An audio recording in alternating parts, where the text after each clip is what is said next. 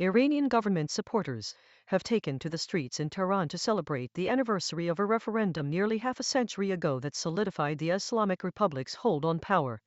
Even as the United States and Israel continue their attacks on the country, President Masoud Pezeshkian and Foreign Minister Abbas Araghchi were among officials who joined pro-establishment rallies on the streets of Tehran on Tuesday night to mark Islamic Republic Day. The celebration comes at a time of heightened tensions between Iran and its regional adversaries, with the US and Israel launching airstrikes against Iranian targets in recent days. Despite these external pressures, the Iranian government has chosen to focus on internal celebrations, highlighting its resilience and determination to maintain its power structure.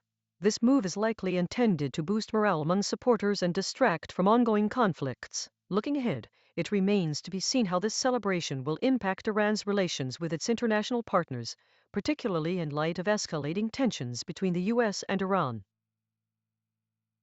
The Israeli parliament celebrated the passing of a new death penalty law, exclusively targeting Palestinians, sparking widespread international condemnation. Critics argue that this move perpetuates apartheid and undermines human rights in the occupied territories. The legislation is seen as part of a broader effort to consolidate Israel's control over Palestinians, with many viewing it as a key component of its far-right government's policies. This development has been met with fierce opposition from human rights groups and the international community, with the UN human rights chief describing the law as a possible war crime. Despite growing criticism, little pushback has come from within Israel itself. Looking ahead, it remains to be seen how this legislation will play out in practice, particularly in the context of ongoing tensions between Israelis and Palestinians. The international community is likely to continue to monitor the situation closely, with many calling for Israel to repeal the law and respect Palestinian human rights.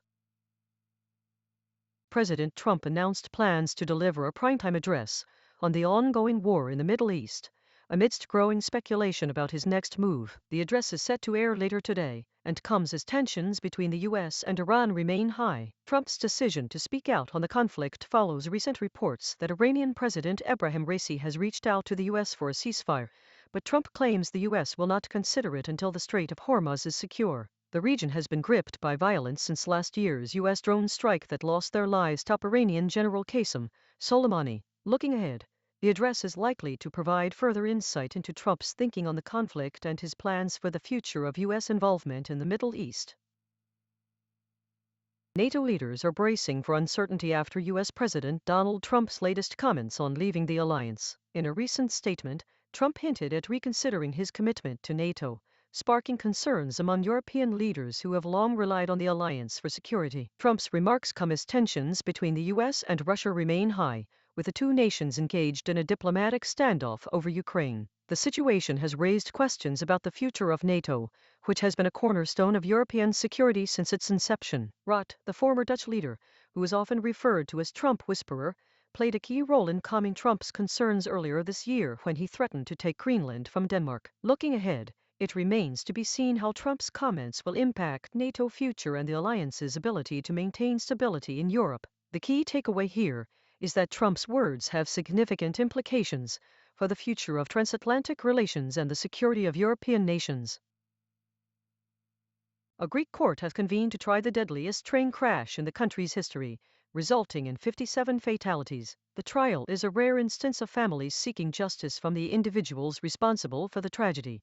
Among those on trial is a station master, who failed to notice that the two trains had been traveling towards each other on the same line for 10 minutes prior to the collision. The incident occurred on a busy summer day in July, when two high-speed trains carrying tourists collided head-on near the town of Larissa. The investigation revealed that a combination of human error and inadequate safety measures contributed to the disaster. The families of those who lost their lives are seeking compensation and accountability from the individuals found liable. Looking ahead, the outcome of this trial will provide crucial insight into how such tragedies can be prevented in the future, and whether those responsible will face meaningful consequences for their actions. Iranian officials have laughed off US President Donald Trump's claim that Iran's president has asked for a ceasefire, according to Al Jazeera's Ali Hashim. This comes as a day after Iran's foreign minister stated that his country was not seeking a ceasefire in the ongoing conflict with the US and its allies. The comments from Iranian officials suggest a strong rejection of Trump's assertion, highlighting the deepening tensions between Tehran and Washington. Trump's claim appears to be at odds with recent statements from Iranian leaders, which have emphasized Iran's determination to defend itself against perceived threats. Looking ahead, it remains to be seen how this development will impact the fragile diplomatic efforts aimed at de-escalating the conflict in the region.